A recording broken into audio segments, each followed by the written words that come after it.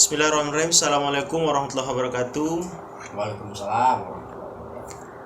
Apa kabar Abang Mibo? Kabar saya alhamdulillah baik, masih dalam perlindungan Tuhan yang Maha Esa, masih sehat meskipun di tengah pandemi lah kayak gitu. Iya, kuliahnya gimana nih? Ya kalau soal kuliah alhamdulillah lancar sampai semester 12 kayak sekarang. Sampai semester 12 ya. Tapi selama pandemi tetap di Jogja atau sempat pulang kemarin? Ya, awal-awal pandemi saya balik, sebenarnya nggak mau balik karena sebenarnya bagi saya pandemi itu kan ya momentum kan, pasti jatuhnya resesi ekonomi, bisa lah revolusi. Tapi Karena, balik? Ya balik, tuntutan orang tua tadi ya, meskipun kuliah saya lama tapi orang tua masih nganggap anak lah. Oh, masih sayang. Masih saya. Kira dihapus dari kartu keluarga.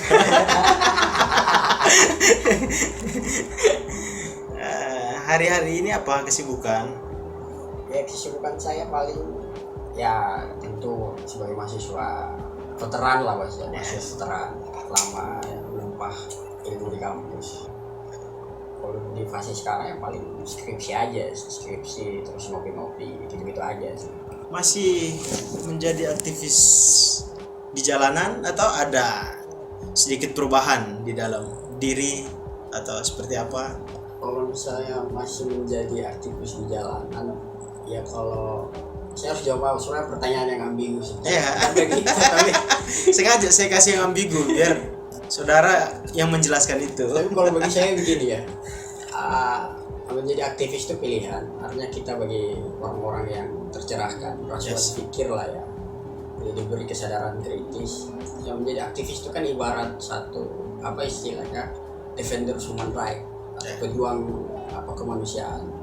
Jadi di mana ada persoalan yang menyangkut soal masyarakat, di mana di situ ada ketidakadilan, ketimpangan, maka ya saya selalu turut andil jika saya dalam keadaan sehat seperti itu. Tapi hal humanis itu tetap harus diperjuangkan. Iya. Jadi mungkin sampai mati pun ya ketika ada ketidakadilan ya pasti ada saya. Walaupun udah besok-besok bergabung di pemerintahan. Ah, Ya kita bicara orientasi lah ke depan seperti apa. Ada cita-cita ke situ. kalau soal pemerintahan belum tertarik saya, karena kalau kita melihat sistemnya yang seperti ini ya, kalau masuk pemerintahan ya siap aja kan, akal sehat atau kebebasan tidak pasti kita gadaikan. Dia belum tertarik saya, masih lebih nyaman jadi aktivis hak asasi tadi. Saudara kuliahnya di mana? Kuliah ya, kalau bicara kuliah ya saya kuliahnya di Kuliah. Kalau bicara soal kuliah saya kuliah kayak gitu. Saya Ada kayak saris Ya. akhir. Saya kuliah di Taman Siswa, Universitas Sarjana Negara Taman Siswa. Ini pendirinya Ki Hajar Dewantara seperti itu. Setelahnya menarik ya. Jadi kita kenal lumayan lama, Ya. kita sering berdiskusi. Hanya mungkin malam ini kita agak sedikit berbeda. Mungkin diskusinya sambil dilihat kamera, sambil direkam oleh kamera. Tapi untuk mencerdaskan teman-teman, ini merupakan upaya kita untuk mencerdaskan dan sekaligus mungkin sebagai bentuk kita untuk mengkritisi pemerintahan juga sebetulnya. Jadi fungsi kita ya, karena saya pikir kita tidak seharusnya di jalan terus, tapi ada circle lain yang kita harus munculkan untuk menghajar pemerintahan. Sepakat sih. Ini kan bicara soal gerakan kan ada namanya gerakan pencerdasan. Kayak ini kan gerakan pencerdasan, ada gerakan massa di jalanan, kemudian ada gerakan intelektual korektif. Misal kita lihat mekanisme sistem hari ini lewat judicial review kan gitu. Emang Semoga banyak yang nonton kita lah ya. harus banyak. Jadi artinya forum kecerdasan, forum akal sehat.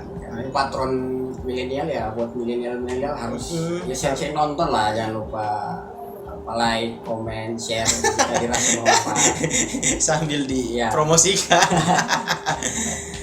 Sebetulnya malam ini saya sengaja mengundang atau mendatangkan saudara Wibo ataupun kita lebih enak dipanggil abah saja ya. Jadi Ya. lebih kayak kekeluargaan kita lebih dapat lah.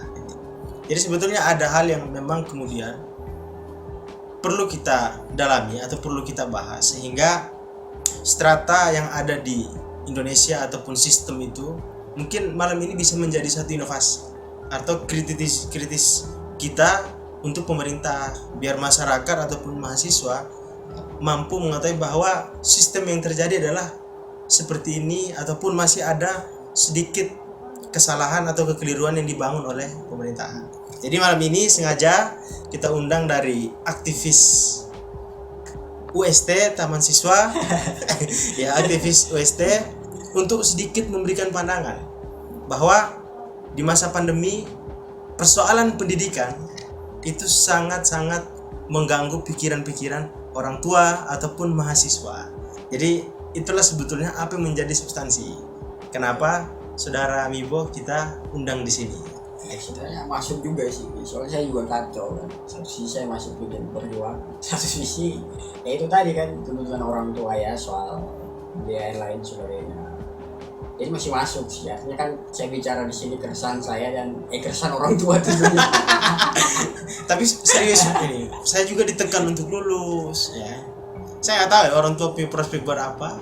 Apakah melihat kita lulus senang atau selanjutnya kita nggak tahu atau seperti apa persoalan pendidikan saya rasa itu setelah lulus pasti ada tuntutan kerja tentu, dan saya muak sebenarnya kalau kerja itu kan menempuh pendidikan aja udah pulih, pasca dari pendidikan pun tetap pulih kan kerja gitu.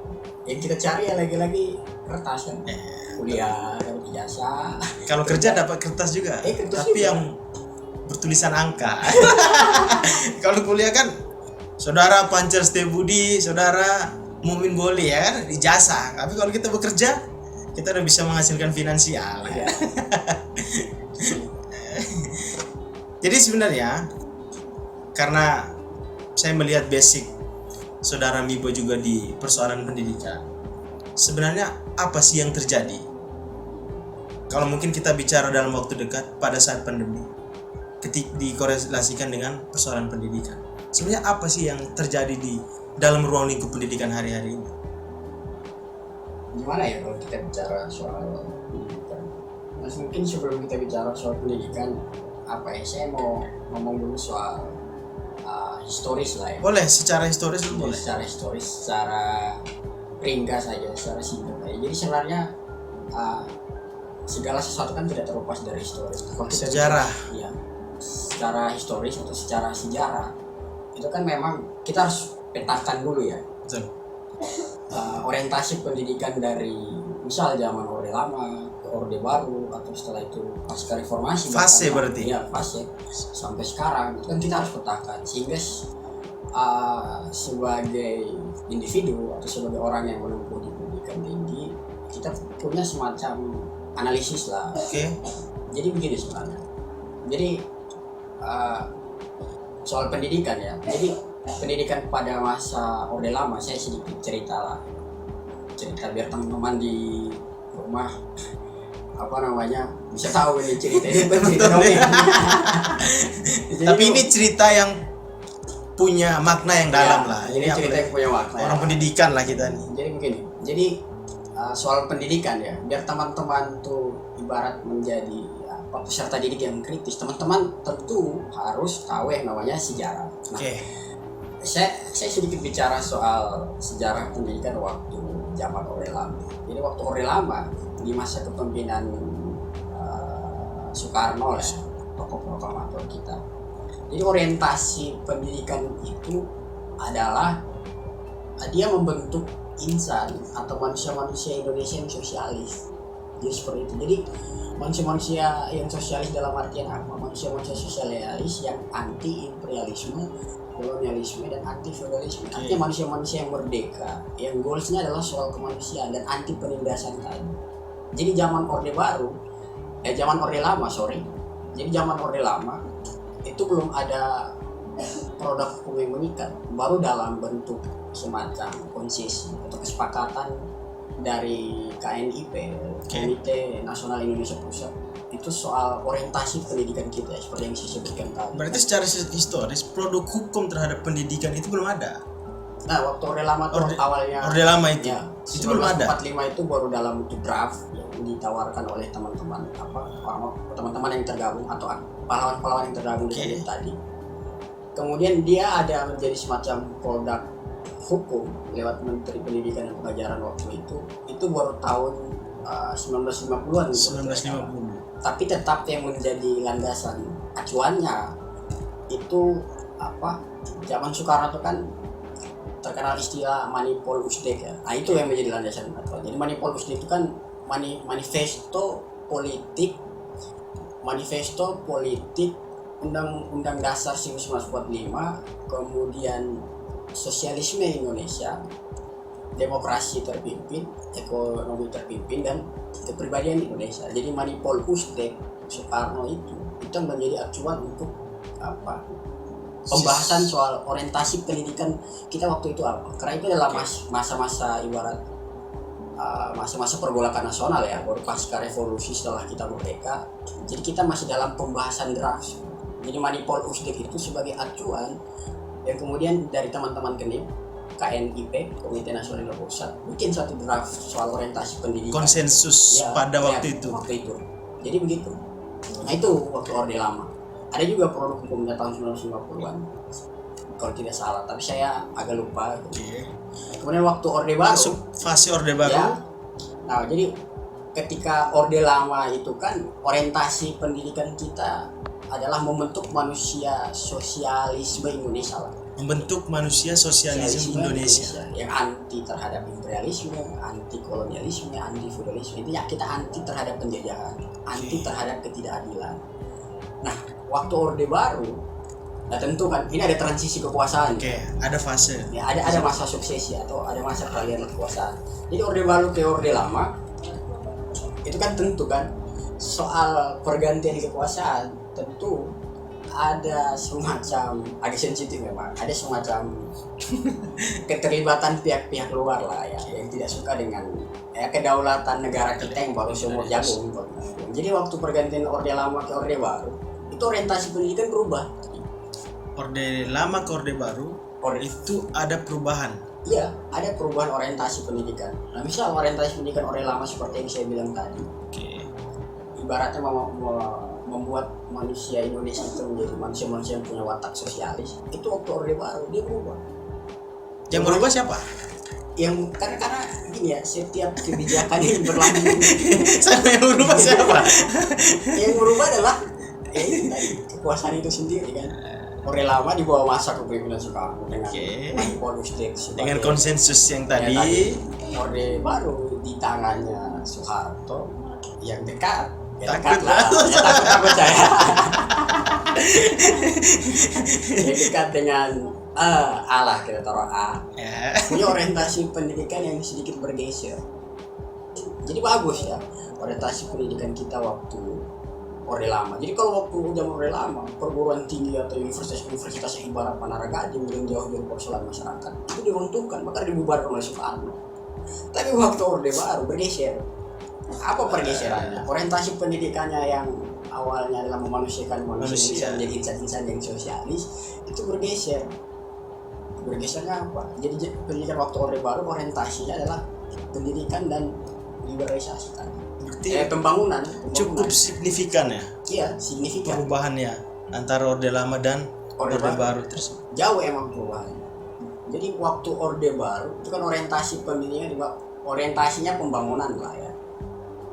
Jadi karena orientasinya pembangunan, maka yang menjadi acuannya tadi, kalau misalnya waktu Orde Lama adalah Manipol Usdek, Orde Baru itu kan mulai digaungkan soal asas Pancasila. Jadi P4 asas tunggal itu ya. Jadi P4 kan pedoman penghayatan pengamalan Pancasila. Jadi sebenarnya satu kalimat aja dipisah-pisah. Iya, P4. Jadi P4 sebagai acuan orientasi pendidikannya adalah pembangunan dan liberalisasi seperti itu. Jadi tidak membentuk satu kesadaran kritis dari peserta didik dalam instansi akademik tadi. Berarti Orde Baru kejam. persoalan soal pendidikan. kejam dan enggaknya sih, ya saya nggak bisa. Nah, kalau kita bicara dari persoalan kemanusiaannya. Kalau misalnya persoalan kemanusiaannya, kalau frasa kejam itu kasar ya. Oke, kira-kira frasa apa yang cocok buat orde baru? Jadi kalau misalnya bagi saya itu ada pergeseran nilai lah. Value yang Value yang jauh tadi. Misalnya kalau orde lama nilainya begini, kita harus kritis, kita harus melawan segala bentuk imperialis, segala bentuk imperialisme, kolonialisme, feudalisme. Tapi orde baru malah konsep kita tidak di situ. Padahal soal itu aja kita belum selesai. Orde baru udah ada pergeseran tadi, pembangunan yang menjadi pijakan. Nah, kita bicara pembangunan, artinya SDM harus cukup. Toh apa yang dibangun waktu orde lama sebagai fondasinya belum selesai, kita bergeser harus bangun. kita tahu bahwa negara kita pernah dijajah, kan begitu. Artinya kita terlahir dari orang yang pernah menghancurkan negara kita, orang yang pernah menjajah kita. Sebenarnya kalau dalam konsensus sistem pendidikan, ada nggak campur tangan negara penjajah waktu itu? Kalau misalnya campur tangan penjajah, karena tadi kan suksesi atau peralihan kekuasaan tadi kan ada soal-soal ideologis yang bermain. Oke. Nah, kita tahu Soekarno waktu itu seperti apa posisinya secara politik internasional. Terah dia ya di dalam politik internasional. Seperti apa kedekatan dia ke blok-blok mana aja kan kita tahu. Kemudian karena kedekatan dia dengan blok-blok itu, ya tentu ada pihak-pihak di blok yang luar dari bloknya dia yang tidak setuju. Akhirnya blok di luar bloknya Soekarno mencari orang, dan orang yang dipakai adalah menarik ya, sebenarnya daging semua nih. Tapi gini, kalau yang kita tahu tokoh pendidikan itu Ki Hajar Dewantoro. Itu dengan filosofis dia itu. Itu kalau pandangan saudara dengan filosofis yang dikeluarkan atau disampaikan oleh Bapak pendidikan kita itu seperti apa? Dan apakah memang kemudian secara tokoh nasional Bapak pendidikan Bapak Ki Hajar Dewantoro ini memang secara historis betul atau bukan betul ya, artinya memang apakah memang beliau yang harus memang kemudian jadi tokoh pendidikan Indonesia? Ya gimana ya, artinya kalau atau terlalu ini pertanyaan bagus ya, artinya kita butuh satu perspektif yang kritis, tentu perspektif yang kritis yang berdasarkan netral untuk kita melihat persoalan ini. Tentu secara formal, secara logika yang normatif, tentu bahwa pengangkatan orang menjadi tokoh atau pahlawan nasional itu kan tidak terlepas dari logika kekuasaan kan gitu. Siapa pemimpinnya, sejarah versi dia, siapa pemimpinnya yang mau diangkat jadi tokoh versi dia kan. Harusnya ada legacy ya gitu. Nah, tapi kalau misalnya kita sedikit bedah, menarik nih kalau udah bedah-bedah nih. Kita sedikit bedah. Sebenarnya tokoh pertama yang mengajarkan pendidikan di Indonesia itu adalah Daendels. Belanda. Belanda. Jadi Daendels itu kan gubernur jenderal Hindia Belanda waktu.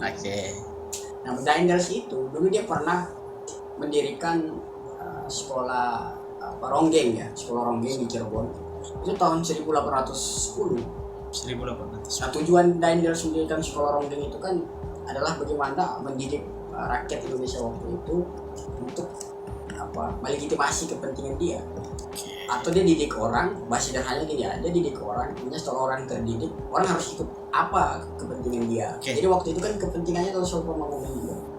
Ya kerja paksa tadi. Kerja rodi lah ya, kerja paksa. Jadi dia didik orang, setelah orang itu terdidik, dia politis ya kan gitu bahasanya. Nah itu di tahun berapa? Ya tahun 1810 tadi. Masih perkembangan kerja rodi terus dijalankan ya? Di Cirebon, sekolah Ronggeng namanya. Nah kalau soal Ki Hajar itu kan dia mendirikan taman siswa baru pada tanggal 3 Juli 1922. Kan surat 1810 ke 1922 jauh kan betul fasenya. Hampir ya berapa ratus tahun ya? Jauh. Ya kan. Nah itu Ki Hajar baru mendirikan taman siswa di Jogja bersama kawan-kawannya lewat forum Selasa Kliwonan kan. Di taman siswa berdiri pada 3 Juli 1922 dengan orientasi adalah bagaimana pendidikan dan pengajaran itu memanusiakan manusia. Jadi pendidikan dan pengajaran itu dia tidak boleh jauh dari realitas masyarakat. Apa filosofis Ki Hajar itu? Kalau misalnya yang dipakai dalam dunia pendidikan itu kan trilogi kepemimpinan ya. Oke. Ingarso Sudrodo, Ingmadio Mangunkarso, Tuturi Handayani. Nah yang dipakai itu kan Tuturi Handayani. Saya kalau dari ketiga itu apa sih sebetul makna secara dalamnya itu? Kalau Ingarso Sudrodo itu kan masuk trilogi kepemimpinan. Karena sebagai pemimpin yang ideal kita harus memakai trilogi kepemimpinan ini. Ingarso Sudrodo yang di depan memberi contoh. Artinya sebagai pemimpin kita harus memberi contoh kepada bawahan atau kepada orang-orang yang dipimpin kita. Artinya kalau sebagai contoh kita harus tuntas secara moral. Bagaimana moral kita belum tuntas terus orang mencontohi kita kan gitu. Yes, moral. Yes. Jadi kemudian Ingmadio Mangunkarso yang di tengah memberikan arahan. Jadi pemimpin itu dia jangan terlalu apa ya kalau bahasa sekarang dia jangan terlalu elitis lah ya. Dia harus bisa memposisikan diri jadi penguasa. Kalau pemimpin yang nggak punya sikap gimana?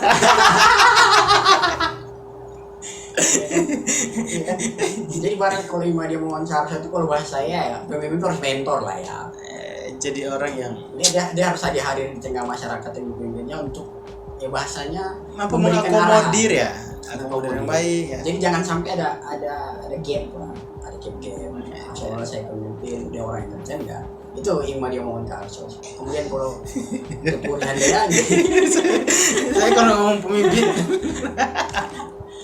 jadi kalau Tuturi Handayani itu kan yang di belakang memberikan dorongan. Oke. Jadi pemimpin itu dia harus hadir di masyarakat memberikan dorongan. Dia tidak samping dia hanya memberikan contoh, dia hadir di tengah-tengah masyarakat dan dia juga mendorong biar kepentingan bersama kita tadi tercapai. Idealnya pemimpin seperti itu secara konseptual ya trilogi ini. Jadi menarik ya sebetulnya. Jadi filosofis itu sebetulnya dalam. Ya, Bahkan bukan hanya di dunia pendidikan saja sebetulnya. Kalau ketika kita korelasikan dengan dunia politik kita pun sebetulnya masih bisa dipakai. itu. Makanya fungsi pendidikan adalah untuk semuanya. Iya. Bukan hanya pada ya udah karena kita mahasiswa kita harus terdidik, enggak. Bahkan sampai masyarakat ya. Kalau saya selalu bilang bahwa di dalam undang-undang dasar kita itu ada poin di mana kecerdasan untuk masyarakat sama mensejahterakan masyarakat itu sangat penting. Maksudnya apa ya, sama aja sih maksudnya sistem pendidikan ala taman siswa, pendidikan nasional hari ini sama mungkin Itu sebenarnya sama. Secara Islam sama, cuma secara praktek ya memang ada beberapa tafsiran-tafsiran nilai yang berbeda. Tapi kalau secara value Secara soal dengan pendidikan, sistem pendidikan Indonesia hari ini gimana? ya kalau misalnya kalau kita bicara sistem pendidikan Indonesia tentu tidak terlepas dari apa ya maksudnya pengaruh dari luar. Berarti masih ada pengaruh-pengaruh dari luar. Masih kalau kita bicara dalam kerangka formal sistem pendidikan nasional kan produk hukum yang dihasilkan kan tidak terlepas dari apa neoliberalisme lah. Sensitif memang kalau gitu. Tapi tadi pertanyaan saya, apakah memang Bapak Ki Hajar Dewantoro ini Tokoh pendidikan nasional. yes.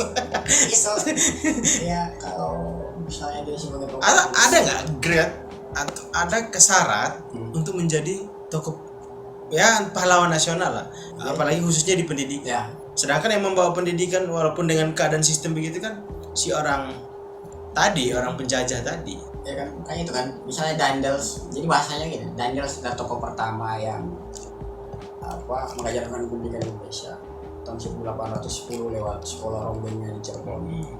Kemudian Ki Hajar baru mendirikan Taman Siswa 3 Juni 1922 lewat Taman Siswanya dengan tujuan tadi apa bahasa, kalau bahasa secara ajarannya itu kan lawan sastra Nistimulia dari pengetahuan ya, artinya setelah kita didik kita menjadi insan yang merdeka. Jadi ada tiga konsepsi dasar kehidupan Taman Siswa. Jadi kita harus merdeka, kita tidak boleh bergantung pada orang lain dan akhirnya kita menjadi pribadi yang mandiri. Merdeka tidak bergantung kepada orang lain dan akan menghasilkan pribadi yang mandiri. Iya, ada bahasa Belanda ya, cuma saya Itu bukan orang Belanda, bro. Ya, Kita orang nasionalis. karena itu kalau soal apakah Ki Hajar adalah tokoh pendidikan nasional, ya bisa iya bisa tidak, tergantung kan siapa yang memandang. Tapi misalnya kita pakai logika kekuasaan, ya secara kekuasaan, secara legitimasi dan lain sebagainya, ya jamin sebagai tokoh pendidikan nasional. Kita kalau ngomong kekuasaan terus ini capek ya pada akhirnya. Iya, Bosan. lalu nggak ada satu semacam inovasi, tidak ada semacam pikiran futuristik untuk ke depan merubah itu. Saya pikir pemerintah ya selalu memakai hal politik dan mencampuri itu dengan keadaan ekonomi, pendidikan dan segala macamnya. Makanya sekarang kita mulai lihat di masa pandemi ini. Kalau tadi kan soal fase sejarah dari Orde Lama menuju Orde Baru, dan pada akhirnya kita tiba di masa sekarang.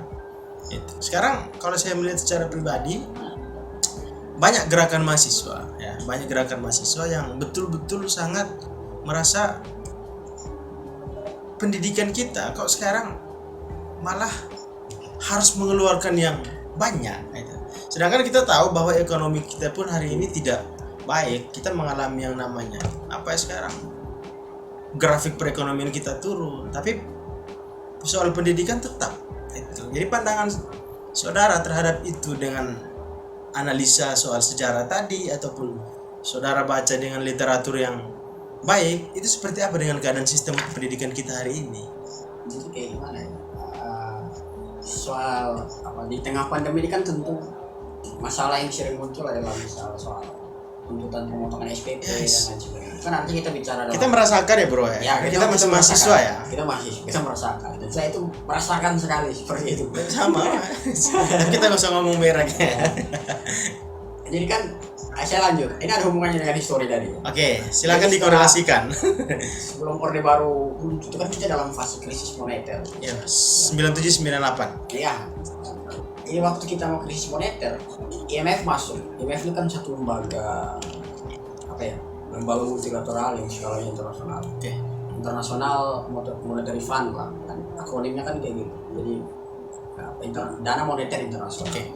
Itu kan satu lembaga yang memberikan semacam bantuan atau pinjaman kepada negara-negara yang terancam krisis, dan kita masuk. Oke. Ini sekitar tahun 98 atau 99 ya. Di kurun waktu itu. Nah, kita Indonesia masuk dalam kesepakatan IMF itu, maka tentu tadi ada hal-hal harus Indonesia ikuti. Mau tidak mau kita masuk, sehingga ada 10 kesepakatan nih. Salah satunya adalah soal pendidikan itu menjadi satu sektor yang perdagangan jasa. Diperdagangkan jasa. Iya, perdagangan jasa tadi ada 10 poin. Nah, nanti yang melegitimasinya atau mengesahkannya adalah praktik lewat Washington Consensus, lewat WTO tadi tahun 1995 tidak salah. Jadi sebelum IMF kita udah masuk, kita semakin masuk dalam jeratan perang itu waktu kita krisis. Ngomong gak ada pilihan, kita harus masuk kan gitu. Oke. Jadi dampaknya sampai sekarang. Jadi jangan heran kalau memang sekarang ya pendidikan diprivatisasi, pendidikan diregulasi, liberalisasi, komersialisasi, pendidikan yang kapitalistik, kan itu macam-macam istilah lah. Berarti ya kita mengikuti kehendak ya pada waktu itu ya. Kalau pandangan saudara, ya udah kita menerima aja dengan keadaan sekarang karena dulu nggak ada pilihan lain. Hanya itu yang bisa semacam menjanjikan kita untuk kembali mengembalikan marwah pendidikan kita atau seperti apa? Ya sebenarnya gini, maksudnya kan yang membuat kita tunduk aja itu kan produk hukum ya. Oke. Kita bicara dalam logika kekuasaan, tentu kita tidak terlepas dari namanya konstitusi. Nah, karena waktu itu ada namanya Undang-Undang Nomor 9 tahun 2009 yang mengatur soal BHP, Badan Hukum Pendidikan. Nah, itu pernah dijudicial review, pernah dibangun suatu aliansi besar, Komite Nasional Pendidikan tolak, dan kita berhasil. Itu sejarah pertama ketika ada gerakan yang melakukan judicial review dan menolak soal produk hukum yang nanti membuat pendidikan ini dikomersilkan. Itu berhasil 2009. 2009. Undang-Undang 2009 tentang BHP yang membuat perguruan tinggi itu berbadan hukum. Nah, kalau perguruan tinggi itu berbadan hukum, artinya negara lepas tanggung jawab tadi dijelaskan. Kan gitu logika sederhana. Itu pernah ditolak dan berhasil gerakan waktu. Berhasil. Jadi dia tidak lewat legislative review, tapi dia lewat judicial review dan lewat mekanisme JR itu, judicial review itu semua produk itu ditolak. Jadi nggak pasal per pasal, bab per bab, tapi semuanya ditolak di 2009. Luar biasa gerakan mahasiswa. Makanya kalau saya lihat pendidikan hari ini ya, siapa yang jadi pimpinan tertinggi, kurikulum diganti. Ya. Nah, itu sebetulnya apa sih maksud di dalam itu? Memang kalau kita bicara tentang hegemoni kekuasaan, ya mereka punya kepentingan di situ. Tapi kalau pandangan saudara, apa sih yang memang kita nggak bisa bilang tepat dan itu benar ya.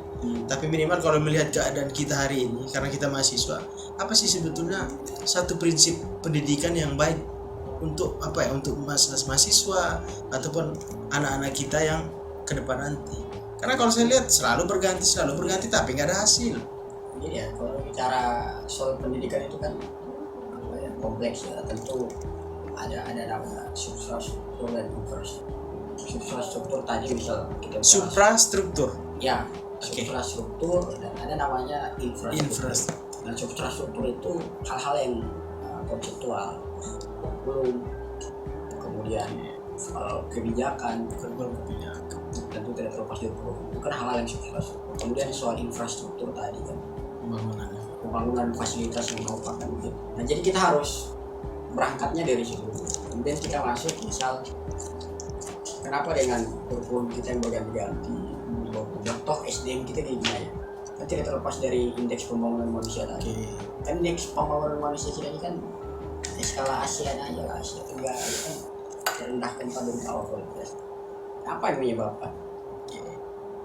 Misal perubahan kurikulum, malah di tengah pandemi kayak gini kurikulum darurat pun tidak efektif. Malah banyak orang tua yang mengeluh kewalahan dalam mendidik anaknya. Satu sisi dia harus kerja untuk membayar biaya pendidikan si anak, satu sisi dia harus membagi waktu lagi untuk mengajarkan si anak. Jadi kira-kira seperti apa kan gitu. Itu memang PR bersama sih. Cuma lagi-lagi dia harus peka dan harus paham soal itu adalah kekuasaan tadi. Jadi jangan sampai dia jauh dari realitas yang ada kan. Maksudnya kita bisa uji tuh setiap kebijakan yang keluar di tengah pandemi kan.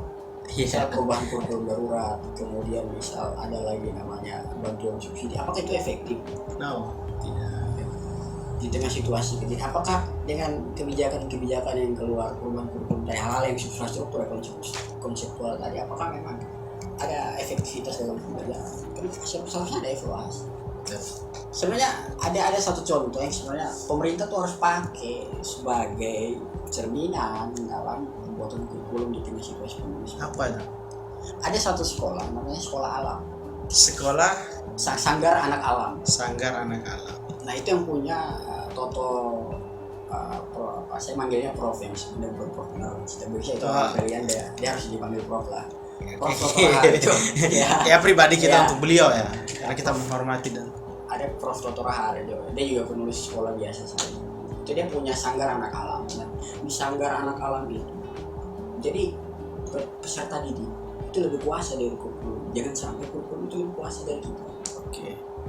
Paham maksudnya? Kan maksudnya seolah-olah kodrat kita seperti ini. Ya, saya simulasikan aja lah. Misal saya ini padi.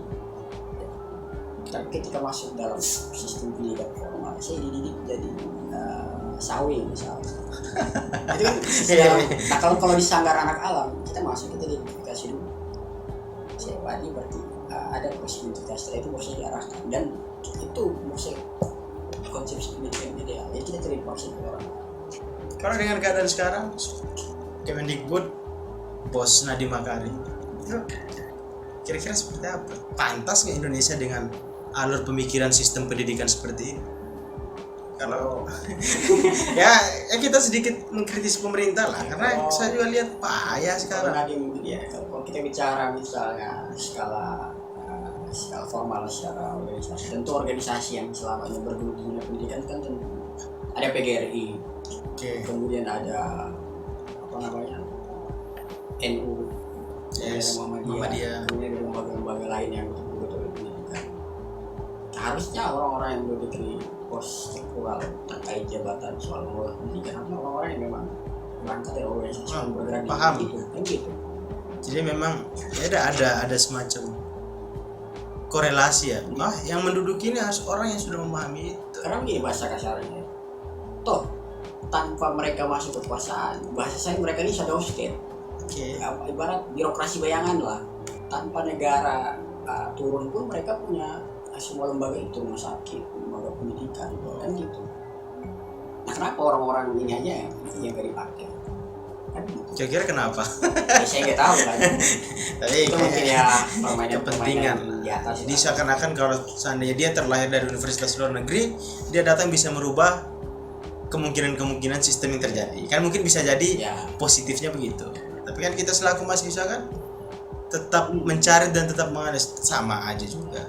Ini bukan tanda kutip itu ya yang dia bisa sukseskan, tapi ini persoalan hak kemanusiaan banyak orang juga. Nah, itu. Jadi masih banyak perlu inovasi lah dalam satu sistem di dalam birokrasi, dan kita sebagai mahasiswa harus tetap membangun konsep-konsep itu untuk menjangkau yang di atas juga sih.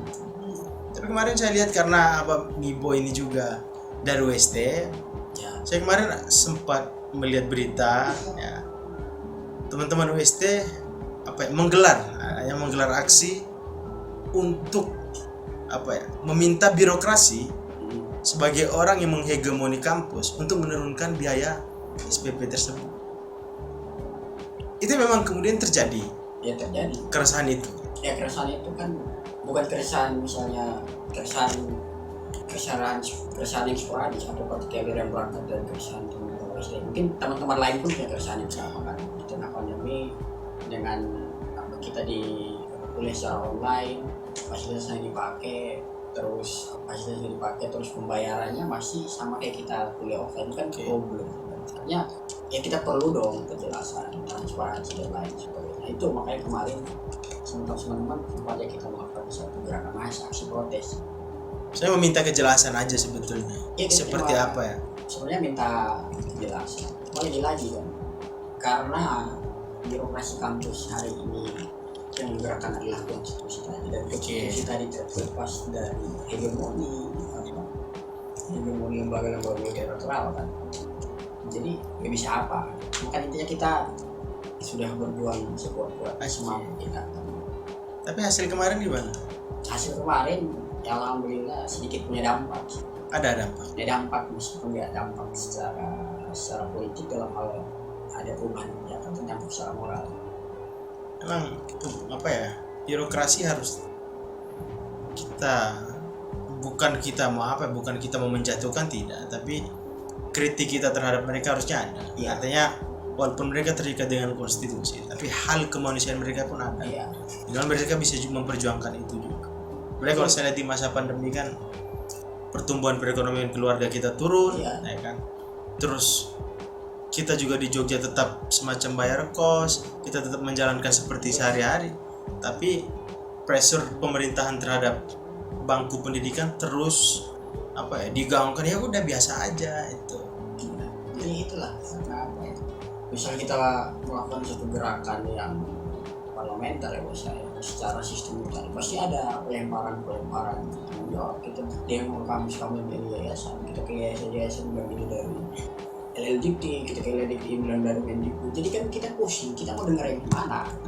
Jadi artinya itu kan maksudnya pendidikan itu selalu menghadirkan wajah yang kontradiksi, wajah yang ambigu, wajah yang paradoks. Kan? Seolah dengan pendidikan kita bisa cerdas. Ya memang dengan pendidikan kita bisa cerdas, tapi kita bisa cerdas kalau kita bayar. Kan kontradiksi. Iya. Seolah negara. Iya. Mas bahas sejarah menarik tadi. Iya. Ketika masuk pada fase sekarang, kita bingung. Iya. Makanya banyak juga orang S1, S2 biasa aja. Iya. Karena mungkin ya udah saya kuliah cepat karena orang tua duit saya, orang tua habis nih ya, bisa. Jadi tidak mendapatkan satu pengetahuan yang betul-betul terlahir dari keikhlasan ya. Kalau saya bahasanya mungkin keikhlasan. Kalau kita sekarang kan karena dituntut. Yuk bayar harus selesai semester ini. Kalau enggak ya udah. Jadi makanya orang pendidikan harus bisa bersikap lah ya. Bisa bersikap untuk ya karena karena begini, kalau dalam perspektif rangka berpikir saya ya, kita semua ini buruh, mau dia rektor, kita semua ini buruh, mau dia rektor, dekan, dosen, makanya kita ini buruh akademik ya. Karena begini, secara teoritis pendidikan itu tidak bisa berdiri secara independen. Pendidikan tetap terkena imbas dari pertarungan ekonomi politik. Pendidikan tetap kena. Makanya pertanyaan dasarnya adalah apakah pendidikan itu mampu menghasilkan 3 aspek. Aspek yang pertama, apakah pendidikan itu dia mampu membentuk peserta didik itu memiliki language of kritik, bahasa kritik tadi. Kemudian apakah pendidikan itu dia mampu membuat peserta didik itu punya language of possibility, bahasa kemungkinan dalam hal kita memproyeksi keadaan hari ini. Kemudian yang ketiga, apakah pendidikan hari ini bisa membentuk critical subject atau subjek yang kritis kan gitu. Itu kan juga menjadi tolak ukur indeks pembangunan manusia. Sebagaimana kemampuan analitik, kemampuan logik kita, matematik kita, kemampuan soal kesiapan mental kita. Kan pendidikan tidak memberikan porsi-porsi itu. Akhirnya di tengah situasi pandemi hari ini makin kelihatan tuh hal yang awalnya tertutup ketika pendidikan tuh kelihatan bobroknya tadi. Soalnya kita cuma bayar. Kan sisi pendidikan ala bank kalau bahasa French. Ya sih, kita nggak dapat apa-apa juga. Kembali lagi kan. Belajar aja di sekolah alam. Sekolah alam. Tapi menarik sih sebetulnya kalau bicara soal pendidikan. Yang kita harus tetap berjuang. Tapi satu sisi pemerintah juga harus memperjuangkan kita. Ya. Sekarang kan kita aja yang berjuang. Hanya kuota gratis. Ya. Sebenarnya kita bisa juga menghasilkan itu. Ya, hal-hal yang tadi paradoks, kontradiktif, ambiguitas dan hal-hal secara konseptual aja kita belum clear. Gimana mau secara praksis kan gitu? Aktivitas kita secara intelektual di lingkup formal kayak di kampus ini kita belum clear. Bagaimana soal goals outputnya secara praksis? Kan kalau kita bicara pendidikan itu kan ada tridharma ya. Ada soal pendidikan dan pengajaran, kemudian ada penelitian dan pengembangan, terus ada pengabdian masyarakat. Itu kan bisa diukur tuh. Apakah pengabdian masyarakat dalam dunia pendidikan hanya lewat KKN? Penelitian pengembangan tadi apakah hanya lewat skripsi? Pendidikan pengajaran tadi cuma lewat tugas-tugas dan tugas nilai? Apakah tiga aspek itu bisa membuat kita menjadi critical subject atau subjek yang kritis? Jadi indeks pembangunan manusia itu udah rendah. Berarti sekarang rendah? Rendah itu secara data kan bilang kayak gitu. Rendah. Kalau seandainya indeks pengetahuan masyarakat rendah, Kemendikbudnya tinggi nggak? Saya nggak tahu ya. Artinya kalau kita bicara hierarki kita, kalau di atasnya bagus, maka di bawahnya pasti insya Allah bagus. Kalau kita bicara hierarki ini, tapi kalau di bawahnya sekarang kita merasakan gini, di atasnya gimana? Kan gitu kira-kira. Silakan. Itu menjadi acuan analisis lah. Kalau bisa para rektor baik perguruan tinggi swasta ini nonton juga podcast kita. Harusnya apa semacam nonton podcast kita. Siapa tahu ini kan keresahan dengar. Kemudian dibikin suatu kebijakan yang demokratis, humanis, ilmiah dan berbasis kerakyatan misal. Semua ditonton lah. Tidak semua benar, tapi ada value yang harus dijalankan oleh teman-teman birokrasi juga. Minimal rektor UST sama rektor UI lah nonton. Kalau di kampusnya mungkin tridharma ya. Kalau kita dulu mungkin cuma satu dharma.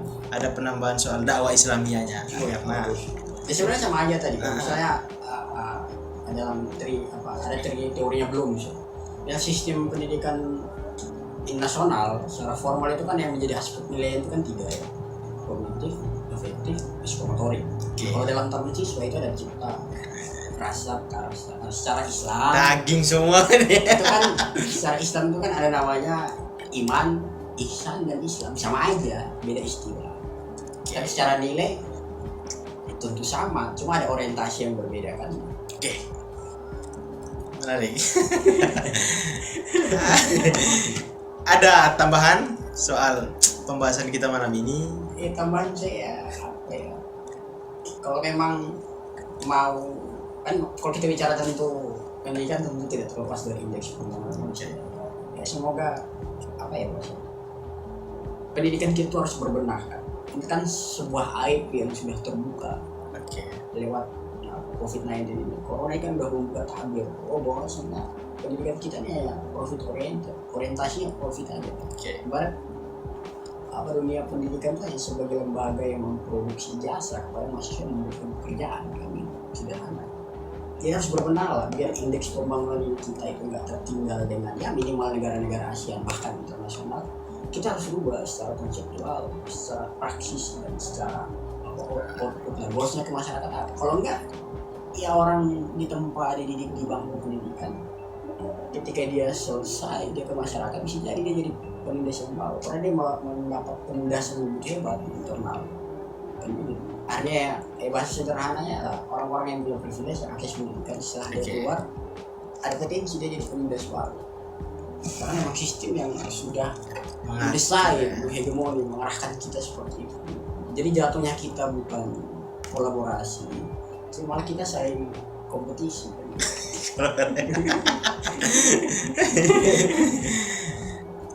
Kira semua isi ya, semua daging, semua punya makna filosofis yang dalam. Tinggal bagaimana teman-teman ini mampu menerjemahkan bahwa keadaan pendidikan kita hari ini seperti ini.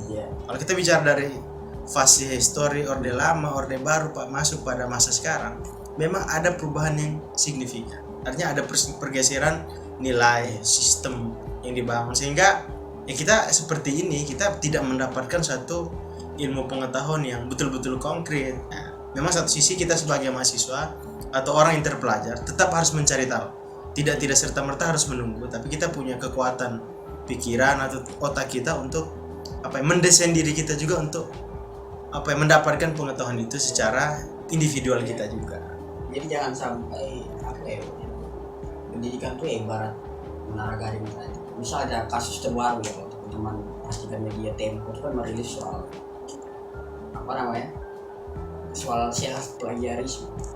Soal plagiarisme. Jadi ada rektor USU, dia plagiat karya dia sendiri demi jabatan tadi rektor. Itu kan sanksi dari Kemendikbud selaku lembaga nasional ini kan belum ada, belum jelas. Jadi seolah-olah riset itu yang diukur itu bukan kualitasnya. Bukan kualitasnya. Ya, tapi riset itu hanya agenda formalitas untuk menunjang jabatan gelar. Jadi secara praktis aja udah nggak ada. Jadi bagaimana kita mau menghasilkan insan-insan yang Ulil Albab kalau bahasa saya.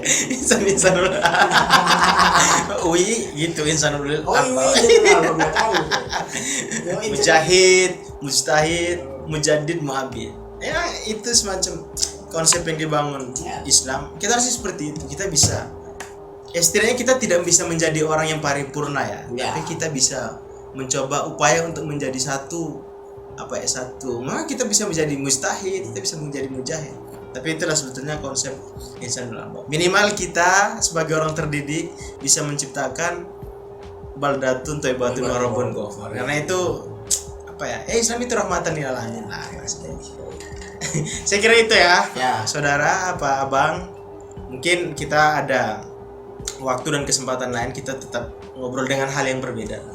Kalau soal pendidikan tinggal Menteri Pendidikan gimana lah mengatur desain tentang pendidikan kita ke depan seperti apa. Ya harapannya Nadiem ya bisa lah membantu share ke Nadiem kan buat nonton kita lah. Sama kita diangkat jadi staf khusus gitu. Syukur kalau diangkat, kalau ditangkap. Saya kira itu ya. Terima kasih. Semoga selalu diberikan kesehatan, tetap social distancing, tetap menjaga peraturan atau protokol kesehatan biar kita tetap terjaga dari virus-virus yang ada yang bilang konspirasi atau apa itu.